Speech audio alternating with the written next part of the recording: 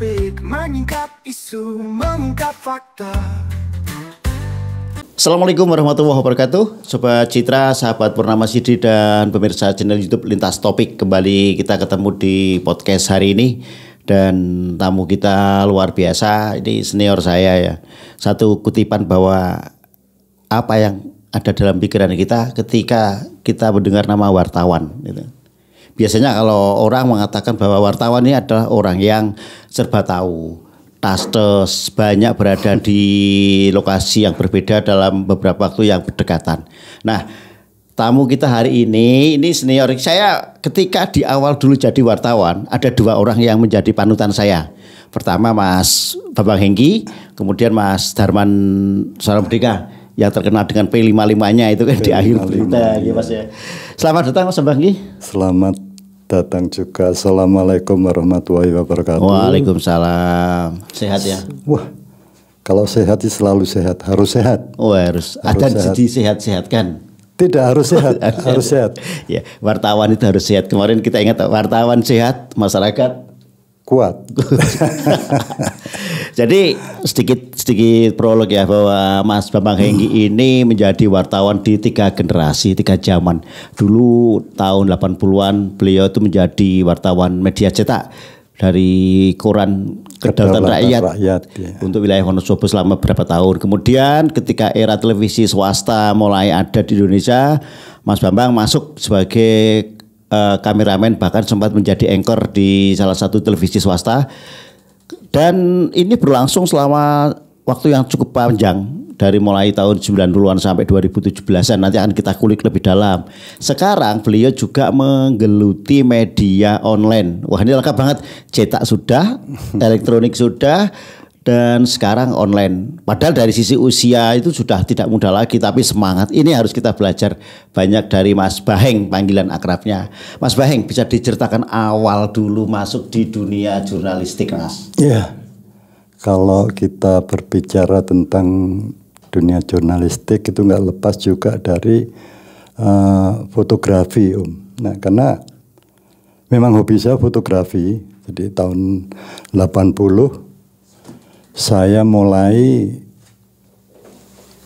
membuat ini perkumpulan komunitas HPPW. Oh, HPPW ya. Kita sempat satu ekosistem juga. Ya, HPPW itu. Itu tahun berapa, Mas?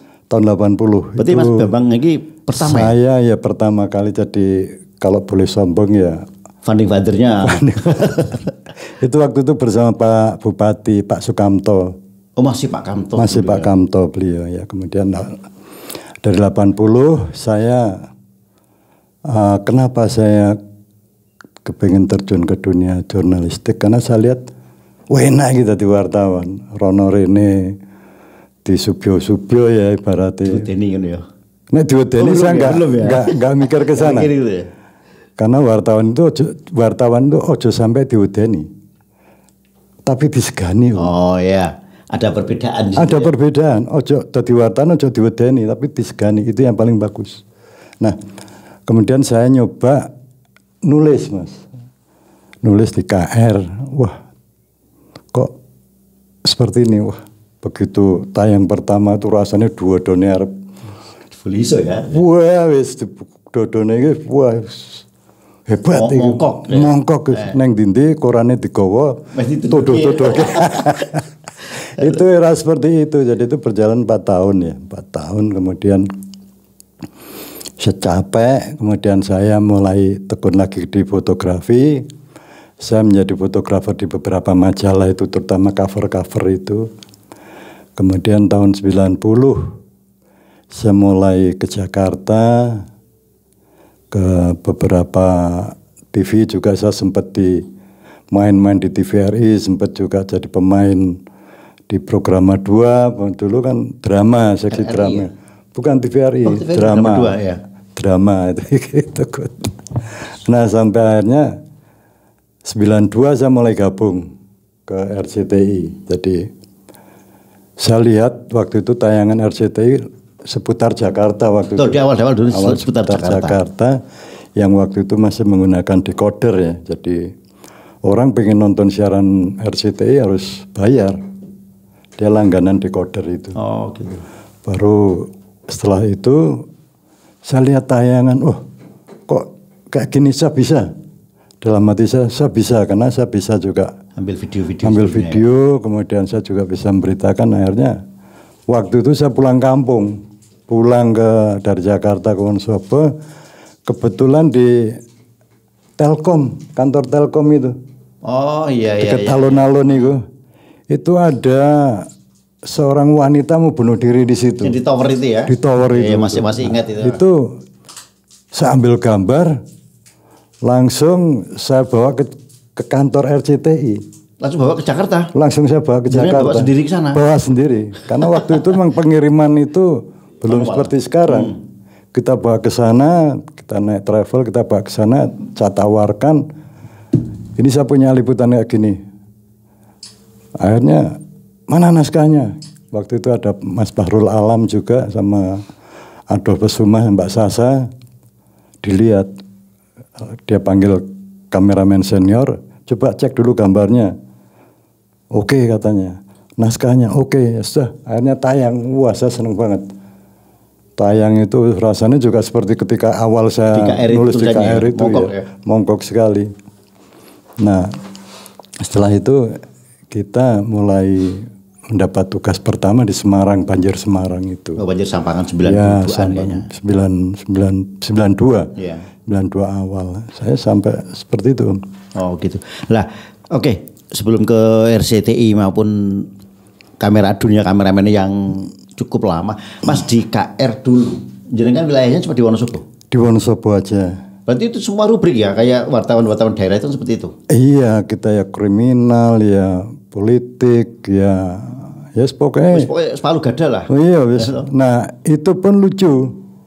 Ngirimnya itu pakai apa? Kita nunggu ekspedisi. Nunggu ekspedisi. Iya, kalau fotonya juga kita cetak TTP di situ juga. Itu saya ngalami juga. Iya, gitu. Itu waduh dulu soro itu.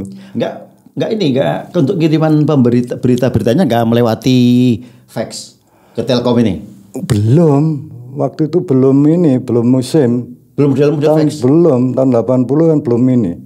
Berarti jenengan ngetik ya terus? Kan baru ngetik langsung sama itunya, sama fotonya diamplopin nunggu mobil esok itu. Kebetulan kan Mas Bambang kayaknya agen ya waktu itu. Jadi saya mesti tahu nek kirim ya ngono kuwi kirim gitu. Rekoso banget wartawan. Dulu waktu bayaran dari sana itu pakai wesel.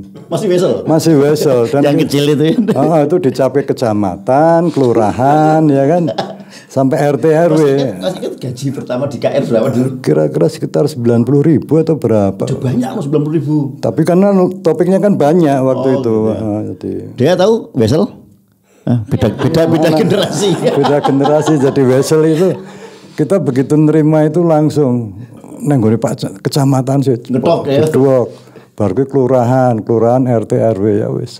Kantor pos itu. Kalau liting jenengan di KR waktu itu Wonosobo siapa aja? Wonosobo nggak ada. Mas Darman belum? Mas Darman lebih dulu daripada saya. Oh, Mas Darman senior ya? Senior, jadi Mas Darman di Suara Merdeka, kemudian saya di KR-nya. Jadi mungkin sekitar 2 tahun Mas Darman jadi wartawan, saya mulai juga. Dan itu belum banyak kan? Belum, itu jadi apalagi Rono Rene nenteng kamera gagah banget rasanya. Wis koyo artis. Bupati sampai apa ini ya kita mendapat privilege di situ, tetapi kita tidak orang jaga gitu loh. Yeah. Artinya kita juga umpan papan, kita juga mendudukkan bahwa kita ini beda gitu loh. Artinya beda itu beliau pejabat, kita cuman keadaan, tapi pada satu sisi kita sama. Gitu. Ini kan saling membutuhkan kan? Iya, saling membutuhkan. Wartawan itu membutuhkan sebuah berita, terus pihak pejabat juga butuh sebuah publisitas gitu kan. Mas, tahun segitu kondisi masyarakat, terus kondisi pemerintahan kan belum seperti sekarang. Ketika ada kejadian-kejadian, kalau sekarang kan banyak nih rilis gitu kan. Tapi waktu itu kan mau nggak mau tetap harus ke lokasi tuh. Nah, ini kalau kita berbicara tentang media online, media cetak, kemudian media elektronik, televisi khususnya, memang untuk wartawan televisi memang diperlukan skill yang berbeda. Artinya satu fisik Iya. Kita harus fisik, kita Prima harus ya, prima. Karena ketika kita, satu contoh kita di lokasi kejadian bencana alam, mau nggak mau kita juga harus terjun dan nyari gambar sebanyak-banyaknya di situ. Jadi kita tuh yang namanya wartawan TV itu adalah lebih mengutamakan gambar sebenarnya.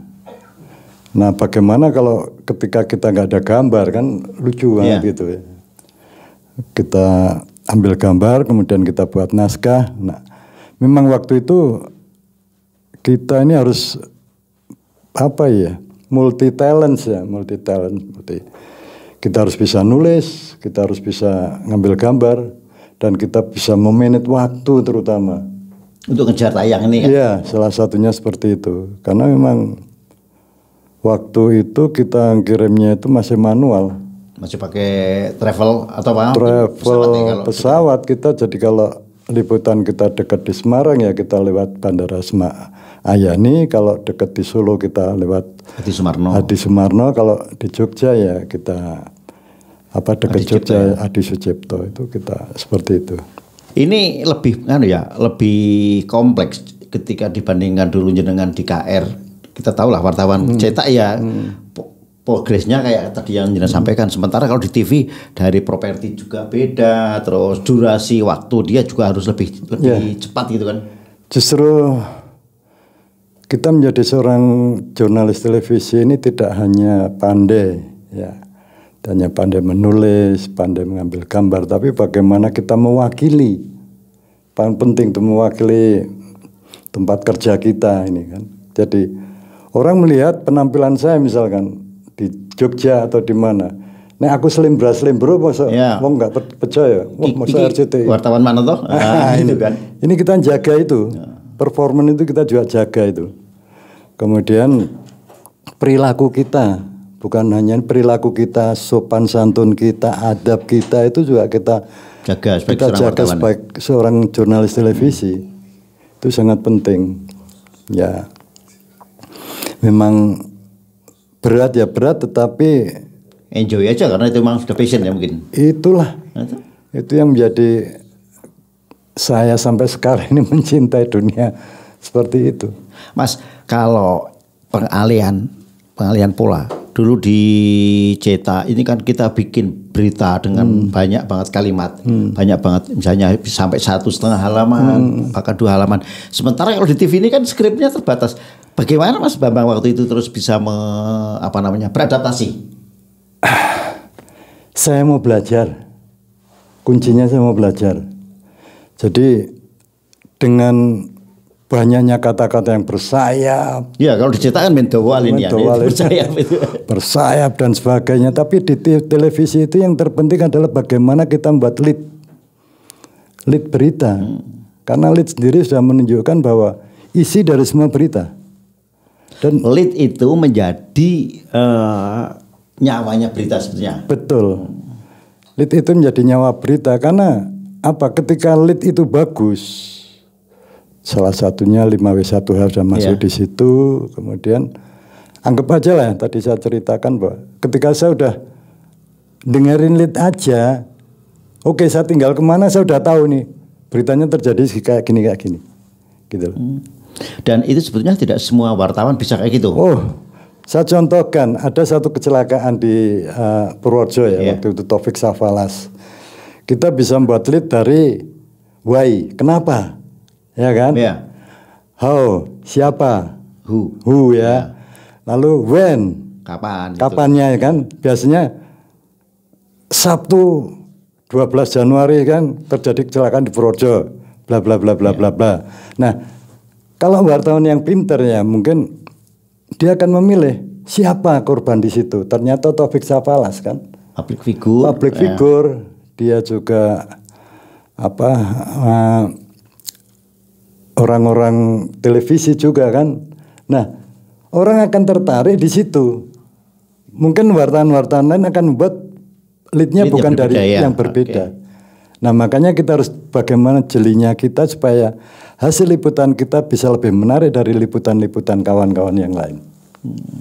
Artinya jenengan dalam pengambilan lead itu melihat ini yang paling nilai jual beritanya lebih tinggi. Lebih tinggi, ya. Karena kalau ya gawe berita-berita biasa umum-umum wis padha wae. Wis ora ono bedane karo liyane. Ora ono bedane, iya kan. Dari mana Mas ilmu itu jenengan pelajari? Satu ya, karena kita juga di Jakarta itu kita setiap tahun itu ada pelatihan. Oh, in-house training ya, dari in-house perusahaan. Training perusahaan bagaimana ya tadi salah satunya bukan hanya masalah pemberitaan aja, bagaimana kita membuat berita, tapi attitude juga, bagaimana kita menyikapi dan bagaimana kita menjadi seorang negosiator. Maksudnya? Kita bisa menjadi seorang negosiator itu kita bisa pada satu posisi kita bisa mendamaikan orang lain, orang yang bertikai. Bukannya wartawan itu ada sebuah idiom bad news is good news. Iya. Itu sih iya, tetapi kita sebagai seorang jurnalis, gitu ya? Kita sebagai negosiator. Anggap begini Om,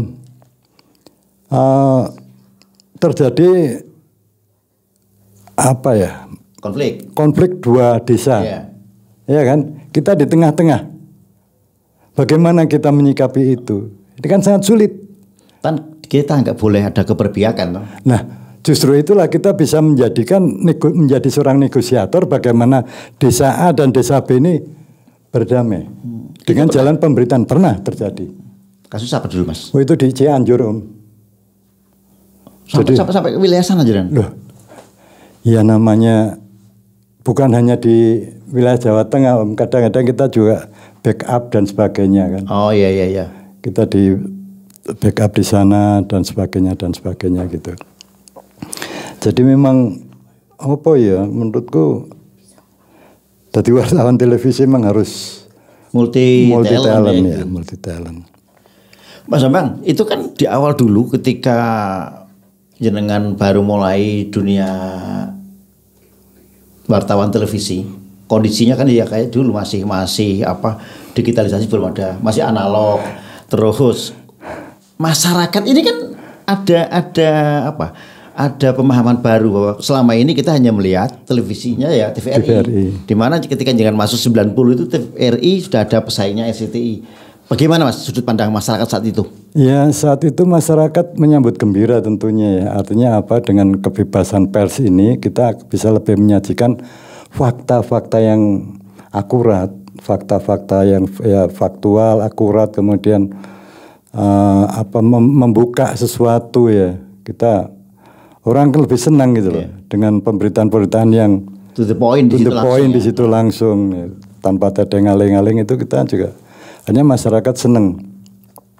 Dan memang dengan adanya itu kita itu bisa mendapatkan informasi lebih banyak dari masyarakat. Masyarakat memberikan ada informasi gini, pencemaran lingkungan di pabrik ini, pabrik apa, itu kita biasanya dapat Om. Jadi dulu di kantor saya itu ada yang namanya ketentuan barang siapa yang tidak mau angkat telepon itu akan mendapatkan sanksi. Karena apa? Informasi kan? Informasi. Karena itu sumber informasi telepon itu waktu itu. Jadi pernah ada satu kawan yang mendapatkan sanksi karena dia nggak mau angkat telepon. Karena ternyata ada kebakaran yang dari pemadam kebakaran memberikan informasi ke kantor itu nggak sampai. Fatal itu kayak blunder ya. Sangat fatal, gitu ya? Nah, ya. Makanya saya nggak tahu kantor-kantor lain seperti itu atau tidak. Tapi di RCTI waktu itu ada satu ketentuan telepon harus diangkat. Kita nggak tahu dari mana. Nggak tahu dari mana, ya. Karena memang waktu itu masih telepon kabel itu kan. Betul ya. Oh gitu. Mas untuk wilayah kerjanya saat itu di wilayah Jateng. Intinya di situ ya. Iya. Tapi kadang-kadang diperbantukan. Diperbantukan ya. Ada pengalaman-pengalaman yang berkesan Mas Bambang selama menjadi jurnalis televisi ini? Ya berkesan ini banyak ya. Artinya bagaimana kita membuat berita yang masih menjadi pembicaraan masyarakat, kemudian sekarang ya trending topik lah. Trending topiknya seperti apa? Kayak misalkan kita dulu Waduk Kedungombo, kemudian bagaimana Merapi yang tahun 94 nggak boleh diberitakan. Itu kenapa dulu? Itu dulu karena kan waktu itu kan ada yang namanya Bakorta Nasda. Oh iya masih ada itu. Koordinasi apa ya, badan koordinasi antar daerah gitu. Belakangnya daerah. Yang kaitannya keamanan daerah itu kaitannya dengan intelijen itu. Itu dari Kodam itu gualai orang umum. Ada represivitas. Iya Pak, waktu Merapi ada. Jadi kan liputan juga. Iya liputan iya. Cuma sudah dikundit atau iya, gimana? jadi justru kaset saya diminta. Oh kaset diminta? Iya teman-teman itu filmnya diminta, tetapi kita punya akal. Jadi sebelum kita turun Merapi, kaset ganti yang baru semua. Kaset ganti baru, film punya teman-teman ganti baru semuanya. Berarti kosong ya? Kosong. Jadi ketika Merapi itu di Purwobinangun tahun 94 itu, sampai reuter aja dulu nggak boleh ngambil. Justru reuter itu sempat titip kamera ke saya. Nah, begitu kita selesai liputan, diminta silahkan, saya minta tanda terima Pak, saya bilang. Kita debat juga, debat sampai debat kusir. Bapak petugas, saya juga petugas, saya bilang. Kalau disita silahkan, tapi saya minta tanda terima. Ya sudah, dikasih. Ya dikasih tanda terima. Okay. Tapi begitu demo dicetak, diapa ini kuasa kabeh kan. Oh berarti gini, sebelum disita, ini teman-teman jurnalis saya suruh ganti. Iya. Gantian filmnya sing anyar, pilihan dompet ngembah ning kaos kaki ning opo terserah sampean. Sampai segitunya era-era represivitas saat itu ya. Iya. Ada lagi ancaman-ancaman yang lebih. Kayaknya di isu-isu mana? Waduh, Kedungombo. Kayaknya ada teori hit and run saat itu Mas. Ya hit and run ya, memang kita begitu liputan langsung ke Jakarta.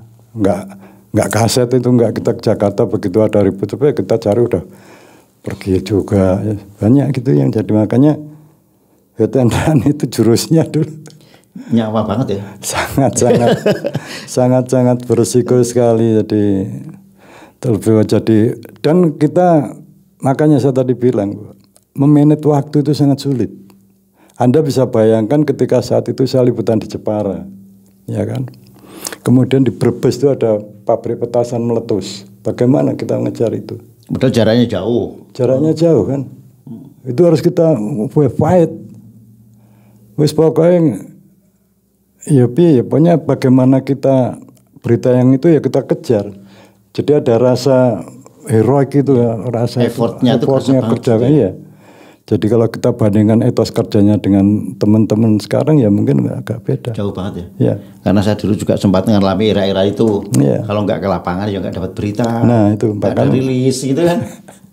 Makanya kan wartawan televisi harus ke lokasi, nggak mungkin nggak gitu. Nah kita juga apa ya, memanage waktu. Nah repotnya dulu gini, ketika ini sudah zaman fax ya. Iya. Kita nulis berita di mobil itu kan kita biasanya ada mesin ketik, ada jas, ada pelampung, alat-alat make up juga. Nah kita di situ memang sudah harus siap terjun ke lapangan, prepare di situ. Nah kita ngirim fax, kordanya itu siang, kita udah ngirim nih berita, dan udah diterima. Nanti korda yang gantian sore nanyain lagi, mana beritanya? Ya padahal siang udah dikirim. Iya. Nah itu mungkin kelalaian dari mereka ya. Nah ini yang repot kan kita. Padahal dulu fax itu adanya kan setiap kabupaten Om. Ya. Jadi kayak saya, itu kan. saya dari Semarang, Kendal. Ya kan kita sudah ngirim. Tiba-tiba sore saya sudah suruh ngirim lagi. Padahal itu perjalanan jauh dari kabupaten, tingkat kabupaten. Kita nyari yang dekat kabupaten. Kita kirim lagi. Ya karena fax kan belum banyak lah ya. Iya. Lalu kalau di dekat kereta api ya kita titipnya masinis. Sampai segitunya? Iya, kita titip masinis gitu. Cuman kita calling sama messenger yang ada di Jakarta, kita kirim lewat kereta ini jam sekian sampai di itu. Lalu kita buat juga di sana ada box khusus.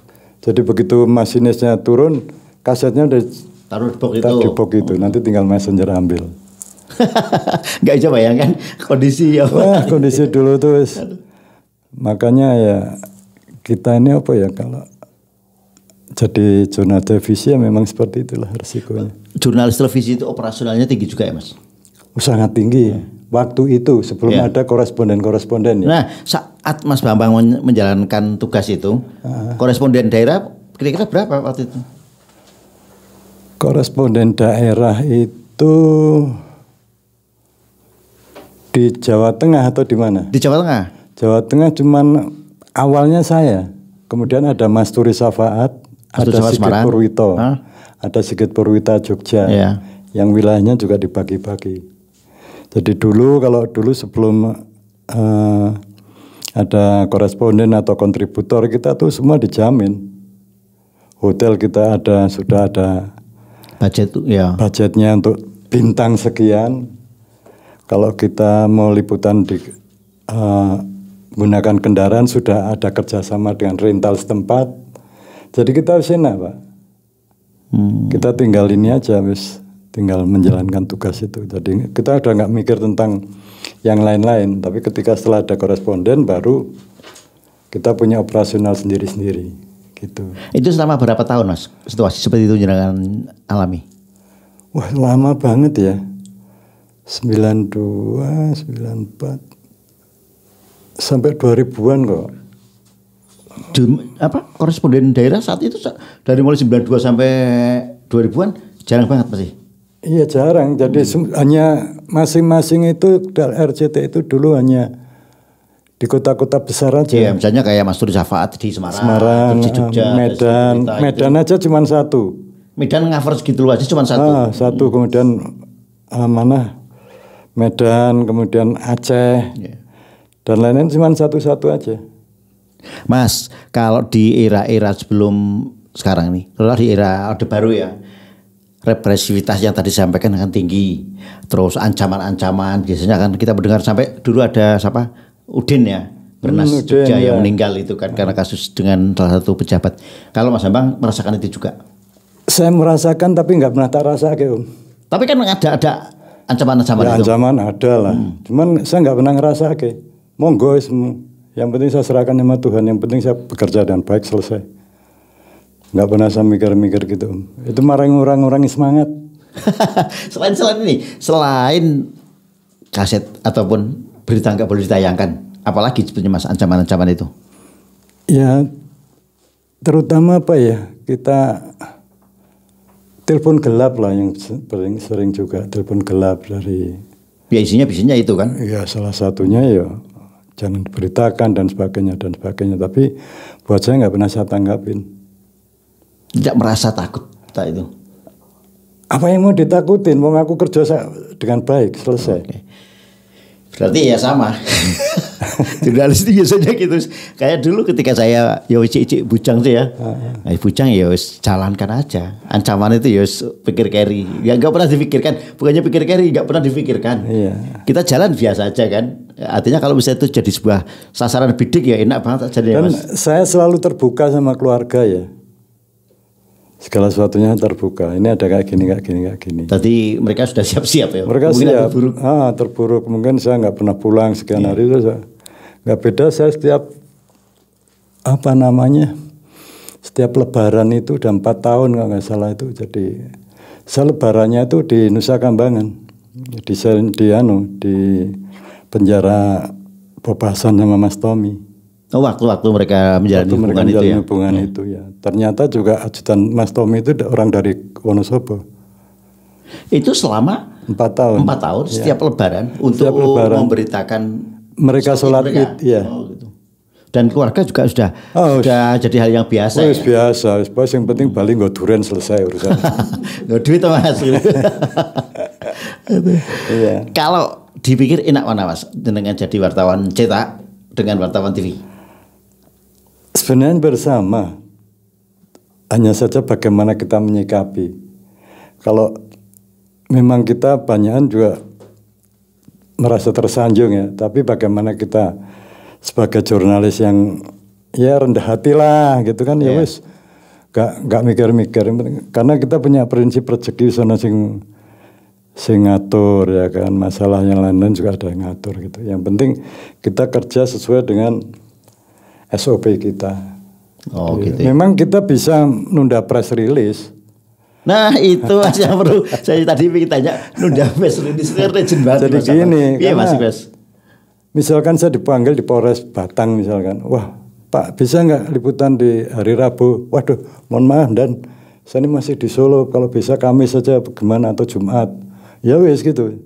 Jadi kita bisa nunda seperti itu. Iki sekelas Kapolda Ya dan memang benar ya. Artinya bahwa ada hierarki yang mengatakan misalkan Kapolda Jateng A, kita sudah dekat. Nanti pergantian Kapolda, mereka Kapolda nitipkan Kapolda baru untuk saya. Oh gitu ya. Artinya jaringan itu tetap Tetap ada. Gitu ya? ada. Okay. Sehingga misalkan Kapolda baru itu mau masuk gitu kan, Kapolda lama yang kontak saya, nanti saya mengganti ini ada ini Bapak ini nanti saya sampaikan. Mesti kenal kese. Mesti kenal gitu kese ya? gitu. Gitu. Ya itulah pembuatan jejaring itu bagi wartawan penting banget. Wah, sangat penting karena begini, semakin kita banyak jaringan, semakin banyak kita mendapatkan informasi. Betul. Karena apapun makanya ada apa namanya, ada pepatah mengatakan bahwa gajah mati meninggalkan gading, macan mati meninggalkan belang, wartawan mati meninggalkan kartu nama. Karena kita kan banyak kartu nama. Dulu mah ya, bok-bok itu kan. Kita pakai bok itu asal ketemu narasumber kita kasih kartu nama. Itu sebagai sarana ini ya, sumber informasi ya. Sumber informasi sebenarnya seperti itu.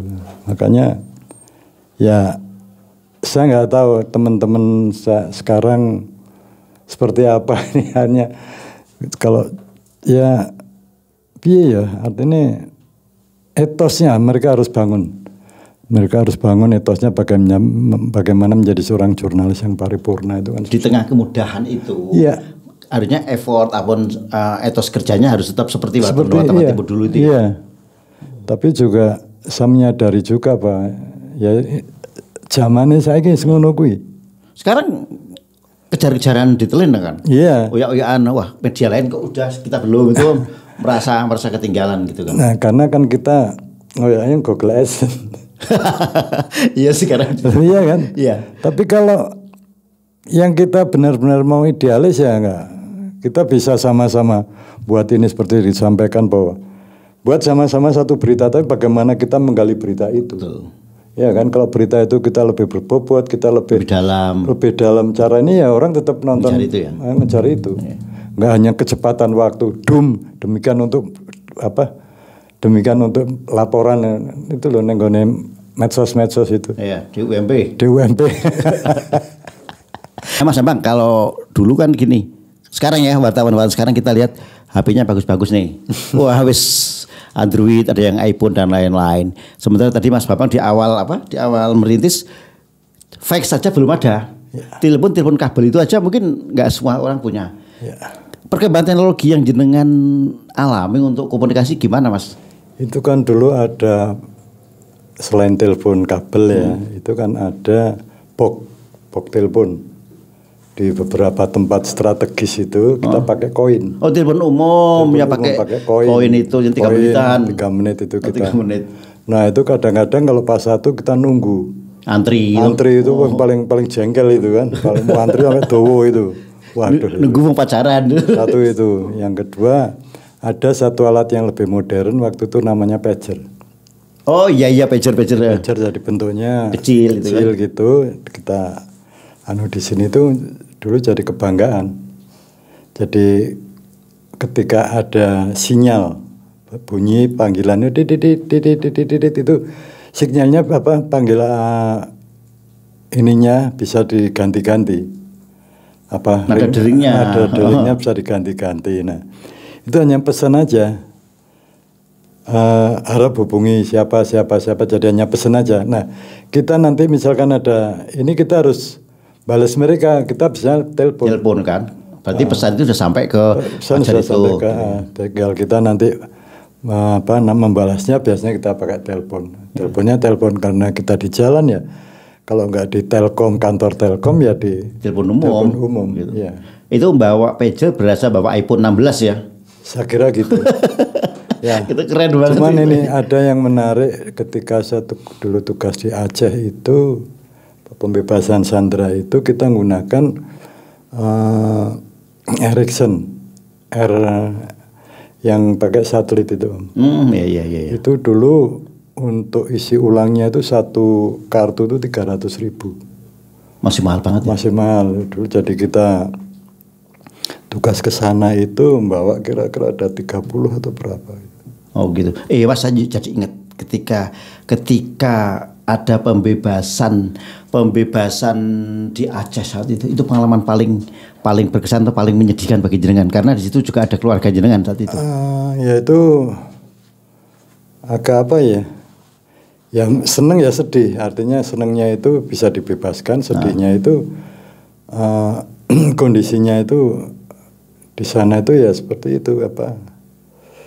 Kondisinya itu masing-masing, karena itu kan untuk apa namanya propaganda internasional. Ya seneng sedih. Artinya bagaimana ketika itu waktu itu pembebasan itu kan tanggal berapa ya? Saya lupa tanggalnya, tetapi si Ferry itu diturunkan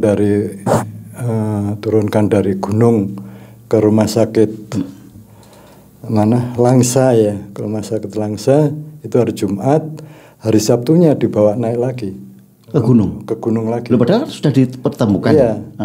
Itu Ishak Daud hanya mengatakan bahwa ini sebagai bukti kalau si Ferry ini masih hidup. Tapi Sabtu akan diadakan upacara di sana, di gunung itu. Jadi jaraknya dari rumah sakit Langsa ke sana itu kira-kira masih 80 kilo. Oh, gitu. Nah waktu itu saya, Pak Mari Muhammad, Pak Sudi Silalahi masih di situ. Jenengan bisa nggak memisahkan antara profesionalitas dan rasa kemanusiaan secara personal, karena di situ ada adik jenengan?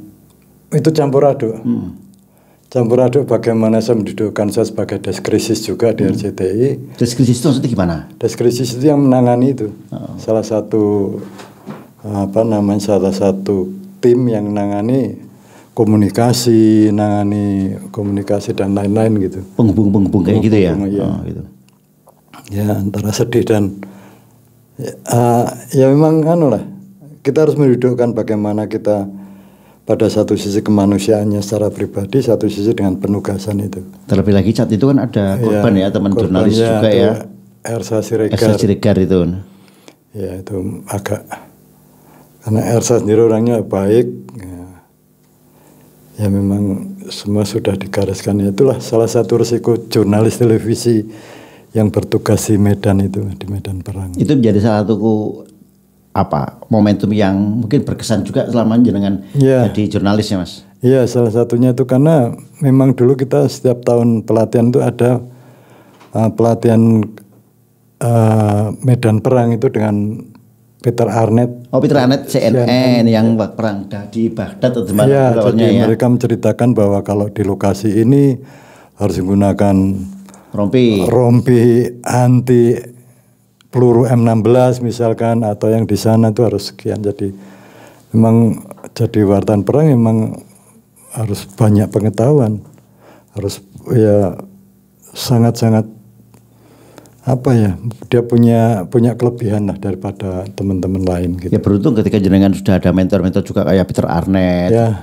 Jadi ilmu terapan di lapangan. Di level perang besar gitu kan. Makanya saat itu kita Merapi 94 itu saliputan di sana nggak boleh diliput. Saya ke kelurahan, saya lihat denah mana yang lowong yang bisa kita masuki, celah-celah itu. Nah, akhirnya kita bisa naik sampai Purbobinangun. Oh gitu. Sebelum Mbah Marjan. Mbah Marjan bukan di Purbobinangun. Mbah Marjan lain. Kan di Kali Adem ya? Dia Kali Adem ya. Oh iya. Kalau Purbobinangun jadi yang 94 itu Udus Gembel kan? Pas 94. Ada kaitan kasus Udin itu 94 yang meninggal dikubur satu lubang itu 68 orang korbannya. Di situ? Di Purbobinangun. Mas, kalau wartawan nih ada yang namanya news report, ada yang namanya investigative report ataupun features gitu kan. Bagi Mas Bambang sendiri secara ruh, secara spirit ini lebih senang yang mana, Mas? Ya kalau secara roh saya lebih senang yang news pages. Kenapa Mas? Ataupun dokumenter, karena kalau news pages itu membuat, kita membuat, Meramu dari yang belum ada, ya gitu kan? menjadi ada. Ya. Tapi kalau kita news biasa, ya kuwi wis onone kuwi, ya kita tinggal nempel-nempel. Karena kan hanya memindahkan ya kejadian ke layar kaca atau ke cetak. Iya, ke media lain ke itu. Nah sekarang kita anggap ada demo, ya kan? Demo ya ngono Ya, kuwi. itu aja gitu kan. Demo ya ming kuwi, paling juga gambare oratore, pejabate, Bakar-bakar ban. bakar-bakar ban, ya paling-paling ya gitu. Tapi kalau news pages beda. Meskipun itu judulnya itu demo, sama-sama demo. Tapi latar belakangnya demonya apa gitu toh. Betul, ini bagaimana teman-teman itu mulai merencanakan sesuatu, misalkan seperti itu. Di forum merencanakan sesuatu, kemudian perjalanannya seperti apa, kemudian bagaimana ketika dia berdebat dengan pejabat ketika ditemukan, itu kan lebih dalam ya. Nah, saya lebih senang itu. Kalau tidak salah Mas Bambang kan sering banget membuat sebuah film-film dokumenter Mas. Iya. Alasannya juga seperti tadi, karena ibaratnya meramu kan dari yang belum ada, bahan-bahan mentah ini terus dikonsep terus diolah jadi barang jadi gitu kan. Iya, itu salah satu begini. Kenapa saya lebih memilih membuat sebuah film dokumenter? Karena semakin lama film dokumenter itu akan semakin berharga. Contoh misalkan Perang Hiroshima Nagasaki. Semakin lama kan orang semakin mencari. Karena kan nggak ada perang lagi di situ. Nggak ada perang di situ, nah kan. Nah, salah satunya itu. Kemudian kita bisa mengungkap apa yang kita ungkapkan, yang orang lain tidak bisa lihat, kita perlihatkan itu loh. Nah, inilah yang benar-benar yang menarik. Kita misalkan kayak pendangkalan Segara Anakan, dampaknya apa kepada masyarakat. Nah, itu kan lebih kompleks. Kalau hanya berita, ya wis. Apa yang terlihat? Apa yang terlihat di situ aja, tapi latar belakang nggak tahu. Nah inilah sehingga kita menjadikan sebuah film dokumenter itu adalah memberitahukan kepada orang lain yang orang lain nggak tahu. Kita tahu, kita sampaikan, ini loh. Kita bisa mendramatisasi dari gambar itu sendiri, kita bisa bermain-main dan sebagainya. Mas, yang namanya dokumenter itu kan butuh riset. Nah, ya kan? Dari mana Mas Bambang mencari bahan-bahan pendukung itu, referensinya, terus biasanya berapa lama sih? Begini, jadi kita biasanya dari ide dulu. Oh, mau bikin apa? Ide dulu, baru kita mencari referensi-referensi, baru kita mulai riset. Nah, riset itu juga cukup lama. Nah, baik dan buruknya sebuah dokumenter itu tergantung dari riset. Kalau risetnya buruk, pasti akan jadi buruk. Meskipun itu dibantu dengan gambar yang bagus. Karena justru data itu data lebih penting. Tetapi gambar juga lebih bisa mendominasi juga. Mas, kalau misalnya jenengan membuat sebuah film dokumenter, taruhlah ada pencemaran yang diakibatkan oleh salah satu pabrik. Ini kan banyak pihak terlibat. Itu bagaimana Mas jenengan melihat dari perspektif mana? Saya melihat dari perspektif masyarakat aja, keluhan masyarakat. Nah, ketika ini masyarakat mengeluhkan, terus jenengan melihat ini sebagai kata kunci untuk masuk. Langkah-langkah yang dilakukan seperti apa? Karena pabrik juga kadang-kadang sulit untuk dimintai data toh. Nah, kita harus cari ya, artinya bukti-bukti real. Misalkan warna air jadi merah, berbau dan sebagainya. Dari situ kita masuk. Kemudian kita kadang-kadang kita belum masuk ke perusahaan, kita ke birokrat dulu yang berkait dengan lingkungan. Misalnya LH ya. LH misalnya, tanya izin sudah ada belum dan sebagainya. Nah, dari situ kita akan tahu. Syukur kalau memang dengan komunikasi yang baik dari LH itu bisa mendampingi kita. Iya. Saat jenengan mencari data ke perusahaan, itu juga didampingi LH seperti itu. Karena LH juga butuh toh. Betul. Nah, trik-trik itu juga kita harus paham. Jadi tidak asal begitu langsung kita masukkan ke pabriknya atau ke perusahaannya, bisa-bisa kita ribut sama satpam dan sebagainya. Kita ada satu sisi bagaimana sih kita menyiasati itu. Penting. Ya ini jam terbang yang mungkin tidak bisa dilawan kan. Oke, skill mungkin bisa. Yeah. Tapi jam terbang terus bagaimana kita bermain di lapangan, melihat potensi konflik, terus bagaimana menanganinya kan nggak bisa. Mungkin wartawan-wartawan baru sulit ya Mas. Saya pikir harus mereka mau belajar bagaimana trik-trik ya. Istilahnya kan ada trik itu. Tapi memang jam terbang menentukan. Sangat-sangat menentukan. Sampai saat ini pun saya masih kadang-kadang ketika kesulitan kita dengan senior kita masih komunikasi. Baiklah dengan paling senior ya Mas? Ya, saya tetap masih ada juga. Senior lagi. Ya, saya masih komunikasi. Gimana Bang, nggak gini. Nah ini karya saya yang baru saya kerjakan itu adalah satu reinkarnasi, Othniel Tasman reinkarnasi Daria. Apa Mas? Reinkarnasi Lengger Lanang. Saya pernah tahu itu. Maksudnya Lengger. Apa judulnya apa itu kemarin? Kalau yang di pertama itu Daria si Lengger Lanang. Itu yang pertama. Ini yang kedua ini saya buat Othniel Tasman reinkarnasi Daria. Oh gitu. Berapa lama Mas dengan survei sama liputan? Ini saya sudah 3 kali take gambar. Jadi sudah 4 bulan yang lalu kalau nggak salah. Baru sekarang. Itu pun belum sesuai apa yang menjadi keinginan saya. Mas Abang berapa sekarang usia? 68. Padahal mulai dulu di tahun 80-an ya Mas untuk wartawan. Ada perasaan jenuh jadi wartawan? Ya jenuhnya kalau kita rutinitasnya itu liputan harus mengono-ngono wae. Makanya saya lari ke itu. Ke Vices itu ya. Itu. Nah, Mas, koran sudah, TV sudah, sekarang mengelola media online ya. Apa mercusuar ya? Iya, Mas. Mengalami perubahan lagi gitu loh, Mas. Padahal jadi kan senior gitu. Ngapain harus belajar dari bawah lagi gitu kan? Sebenarnya untuk ini saya nggak ngejar target. Apa yang dengan cari? Kesibukan supaya nggak pikun. Atau mungkin udah passion ya? Loh, nggak mencoba begini nih teman-teman wartawan yang lain ketika mungkin selesai dengan wartawannya ada banyak hal. Ya nyalek, ya nah, masuk di dunia politik jadi bupati, harus bisnis. Mas apa kenapa tetap istiqomah di jurnalis Mas? Itu tadi kita pegang patokan bahwa jadilah jurnalis yang paripurna, tidak kenal usia. Jadi sepanjang detak jantung ini atau masih berdetak kita kan sepanjang hayat tetap sepanjang hayat. Ya? Iya. Apalagi udah banyak negara ya Mas. Walah ya nah, saya nggak mengharapkan apa monggo artinya. Apapun kadang-kadang kan begini. Orang menganggap kita itu bahwa wis wartawan meneh gitu.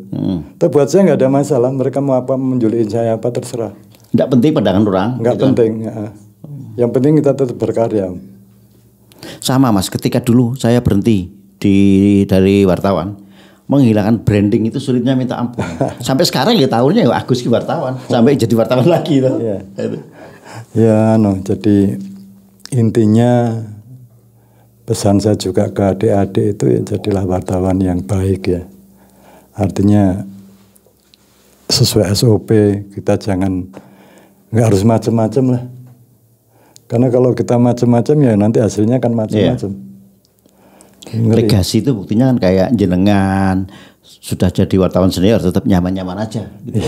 Mas, nah, di usia jenengan masih terus belajar? Saya masih terus belajar dengan siapapun sepanjang itu baik untuk saya. Dengan orang bodoh pun kadang-kadang di situ ada sesuatu yang saya nggak tahu. Satu contoh, pada waktu itu saya liputan di Karimun Jawa. Waktu itu ada pasangan pensiunan dari Australia, dia bawa kapal, hidup di kapal itu. Saya tanya, mereka melempar jangkar itu bisa sampai setengah jam lebih. Melempar jangkar? Iya, lego jangkar itu sampai setengah jam lebih, tak jamin. Saya nanya, lama sekali Anda melempar jangkar. Dia nanya sama saya, loh, Anda ini tahu nggak? Hewan yang karang-karang di laut itu, biota-biota laut itu berapa lama? Kalau itu sampai rusak, berapa ratus tahun lagi ya kan? Oh, sampai segitu pemikiran dia. Pemikiran dia sampai seperti itu. Lah nek awake dhewe penilaian dhewe buang cemplung bar. Oh gitu. Selesai. Ya, itu pemahaman yang berbeda di situ ya. Iya, jadi saya nggak ngerti mereka itu pikirannya juga repot sih. Jadi Mas, kalau melihat perkembangan karir jenengan kan sudah sekian tahun, sudah sekian puluh tahun, masih belajar juga ya? Ya, memang seharusnya manusia ya Terus belajar. terus belajar. Belajar tanpa henti dengan siapapun. Ya. Sepanjang itu baik menurut kita ya kenapa enggak gitu loh. Dan memang kalau kita masih mau belajar itu berarti kita masih waras. Tidak merasa kita lebih tinggi dari mereka. Oh, enggak ada. Ya. Jadi seperti saya pun merasakan bahwa enggak ada senior dan junior sebenarnya. Karena biasanya junior yang sekarang ini kadang-kadang lebih idenya itu lebih fresh. lebih fresh, tetapi dia lupa kadang-kadang dengan basically-nya. Iya kan? Yang senior itu tidak selamanya lebih pintar, tapi tahu lebih dulu. Tahu lebih dulu dan dia lebih membutuhkan basic. Ya. Basic sangat penting. Kelemahannya apa sih sebetulnya sekarang? Anak-anak muda ini. Dia bisa membuat sesuatu, tetapi dia tidak bisa mengartikan karya sendiri. Misalnya Mas. Contohnya, dia buat suatu klip ya, klip atau trailer. Wah ini dramatik, bagus, orang-orang ngomong bagus. Tapi ketika saya tanyakan, kenapa kamu ngambil gambar angle ini? Kenapa kamu ngambil low angle dari bawah? Nggak tahu. Nggak tahu.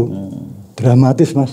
Oh gitu. Oh, berarti lebih ke selera pribadi. Ya tapi kan gini loh, kita membuat sesuatu karya, kan ibaratnya yang nonton bukan hanya orang yang tidak tahu. Orang yang tahu pun nonton gitu. Orang yang tahu pun nonton, kalau mereka tahu, kita nggak bener, walah, gawe kok menggok ngono, iki kleru deh Pak. Pasti gitu tuh.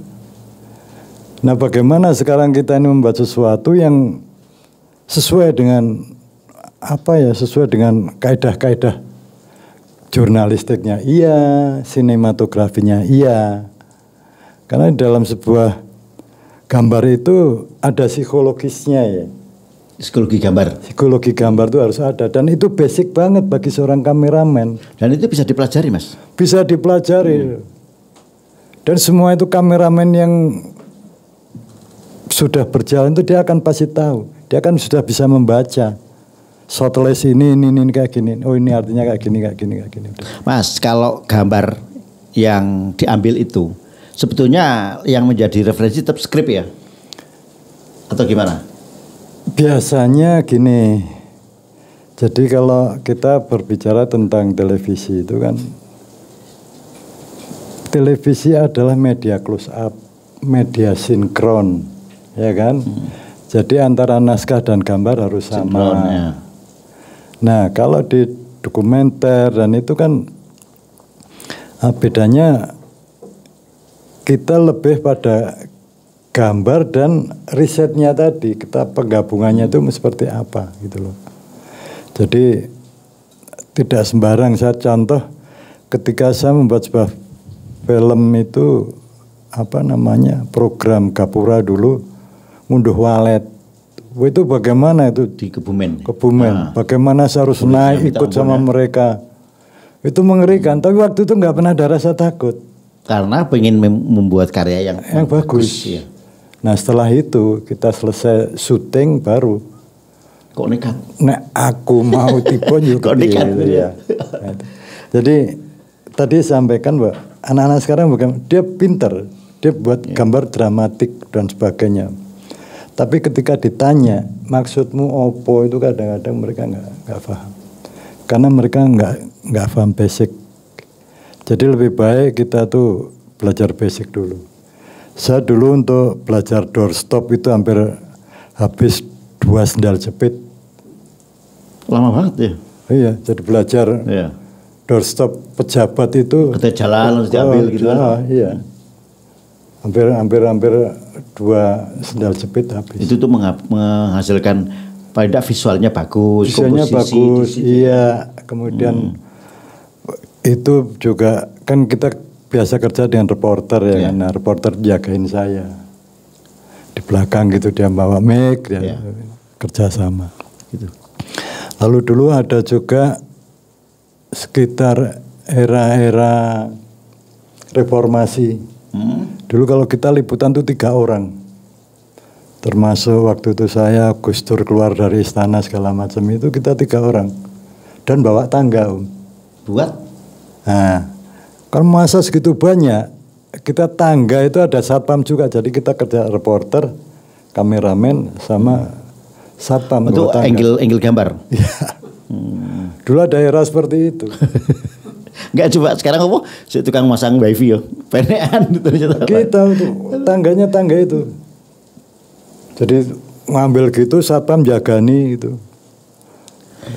Era-era yang memang memungkinkan harus seperti itu. Iya. Lah Mas, capaian-capaian yang sudah jenengan dapatkan gitu, seberapa puas kalau kita melihat kilas balik perjalanan karir? Saya sih belum pernah nggak merasa puas ya, karena saya harus belajar terus. Apa obsesinya sekarang yang masih dipendam? Ya saya membuat karya sebanyak-banyaknya. Itu yang paling penting. Dan saya nggak pernah bahwa karya saya itu harus bagus. Bagus itu penilaian orang. Tapi lakukan yang terbaik. Lakukan yang terbaik. Sudah orang mengatakan karyaku bagus ya monggo, nggak bagus ya monggo. Tapi intinya saya tetap terus berkarya. Itu proses. Kalau melihat perkembangan televisi sekarang kayak gini dengan digitalisasi yang luar biasa gitu, Mas Bambang ketinggalan nggak Mas? Saya rasa biasa-biasa aja. Cuman mungkin terjun di dunia televisi sudah tidak seperti dulu lagi. Eranya sudah beda ya? Eranya beda, kemudian banyak juga teman-teman yang akhirnya lebih memilih pensiun dini atau dipensiunkan dini, banyak sekali. Apalagi sekarang industri televisi juga mengalami perubahan. Justru itu makanya bagaimana sih kita di daerah ini mencari penghasilan dari daerah. Itu yang penting. Jadi kita tidak harus jaga ke di sana-sana, enggak. Bagaimana kita mengelola di sini Explore potensi lokal itu. Potensi lokal sebenarnya menurut saya seperti itu. Ya memang hasilnya mungkin enggak banyak ya, tapi kita merasakan bahwa itu enak dipangan gitu loh. Ya, tidak bikin kaya tapi cukup buat hidup. Itu Mas, iya. Jadi ibaratnya dadi wartawan sing apik yo istilahnya dadi wartawan umum ya. Artinya begini. Dadi wartawan umum itu tonggone mangani beras, nyemil beras. Tonggone duwe sepeda motor, kene duwe sepeda motor, selesai. Ya, kita tahu lah ya rata-rata kayak gitu kehidupannya. Ya lebih baik dadi wartawan umum timbangane wartawan umum. Ora umum kan. Diomong kan, wah wartawan ki sugih tapi senenge wartawan ki piro gajine to mesti ngerti. Iya. Wartawannya sugih banget ya. Wah ki senenge mesti ngumpasi pejabat-pejabat gitu kan. Lah dadi wartawan ora umum ora enak to. Dadi enak ya dadi wartawan sing umum batire lah gitu kan. Umum batire ya kan. Oke Mas Bambang, terima kasih. Waduh, saya banyak banget hal-hal yang sebenarnya pengen kita bicarakan kan. Tapi satu hal yang saya ingat dari sosok Mas Baheng ini, ketika suatu waktu ada kejadian di ini Mas, kerincing. Longsor, tebing longsor. Saya nunut mobil Mas Bambang ini, jalan-jalan pedesaan gitu. Apa coba yang dilakukan ketika ketemu orang, monggo Pak, monggo Bu gitu kan.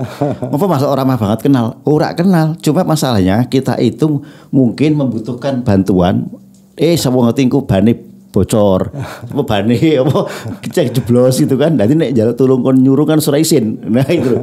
Bagaimana kita adab asor? Yang saya pelajari dari Mas Bambang itu seperti itu ya Mas. Mudah-mudahan kita menjadi yang terbaik untuk kita sendiri maupun untuk orang lain. Oke, nah kata kunci lagi. Jangan pernah merasa tinggi dakwah kita lebih tinggi dari para teman-teman yang mungkin junior, yang karirnya masih jauh di bawah kita perjalanannya. Karena apa? Profesional seperti Mas Bambang Hengki itu juga awalnya pemula. Ya kan? Nulis, saya dulu di awal jadi wartawan nulis berita ya nggak ngerti leadnya apa. Itu kita mongkok kan. Tapi begitu dibaca di sekian waktu berikutnya ternyata aduh tulisannya sedikit. Iya, itu nggak beda hasil karya saya 3 tahun yang lalu waktu itu saya mengatakan bahwa sudah bagus.